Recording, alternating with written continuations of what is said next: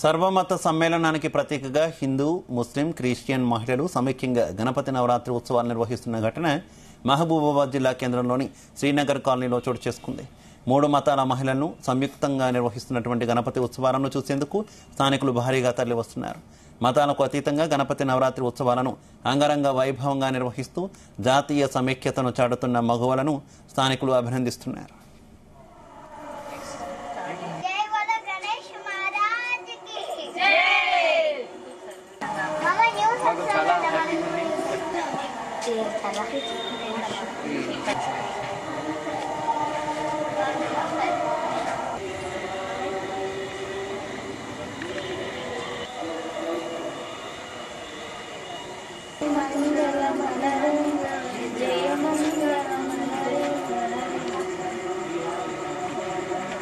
అంటే ప్రతి బజార్లో వినాయకుడు నిలబెట్టి బాగా సందడి ఉంటుంది.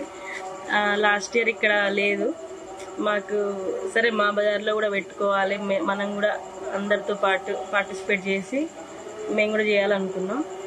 అలాగే ఓన్లీ లేడీస్ వరకే, మాకు ఏ జెంట్ కూడా మాకు సపోర్ట్ చేయలేదు, మా హస్బెండ్స్ కూడా మాకు సపోర్ట్ చేయలేదు. జస్ట్ మేమే మా ఫ్రెండ్స్ అందరం కలిసి మేము వినాయకుడిని ఇక్కడ ప్రతిష్ఠించడం జరిగింది. హిందూ, ముస్లిం అనే ఎటువంటి మాకు క్యాస్ట్ ఫీలింగ్ లేకుండా మేము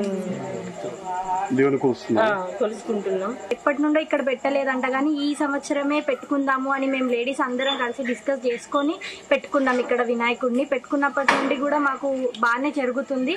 సో ఇలాగే ప్రతి సంవత్సరం చేద్దాము అని అనుకుంటున్నాము. అలాగే అందరూ బాగుండాలి, గణేశుడు ఆశీస్సులు అందరికీ ఉండాలని మేము చాలా సంతోషంగా ఉన్నామండి. అందరం కలిసి చేసుకుంటున్నాం. ఓన్లీ లేడీసే ఇక్కడ మేము అందరం కలిసి ధైర్యం చేసి ముందుకొచ్చి, మేము లేడీస్ కూడా దేంట్లో తక్కువ కాదు అని ప్రూవ్ చేసుకోవడానికే మేము ఇలా ముందుకొచ్చి చేసుకుంటాం. హిందూ ముస్లిమ్స్ అని ఎలాంటి భేదభావాలు లేకుండా మేము సెలబ్రేట్ చేసుకుంటున్నాం. వీళ్ళు వచ్చి 1 year అవుతుంది.